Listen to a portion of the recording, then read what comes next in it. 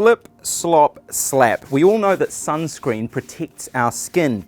But could this stuff also prevent us from getting the vitamin D that we really need? Sunlight produces two types of ultraviolet rays, A and B. Those rays are harmful. They damage our skin cells and can lead to cancer.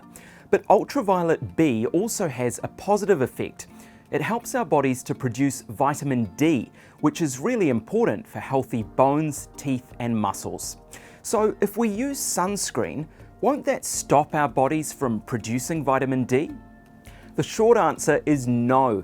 Most of us don't wear enough sunscreen to prevent ultraviolet rays from reaching our skin.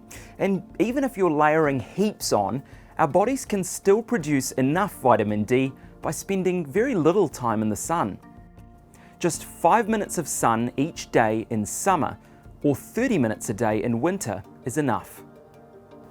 For people who do have a vitamin D deficiency, a doctor can prescribe effective and low-cost supplements. But if you spend time outside without sunscreen, you risk getting skin cancer, and there's no supplement you can take for that. So, keep slapping on this stuff and make sure you pop outside once in a while, even in winter.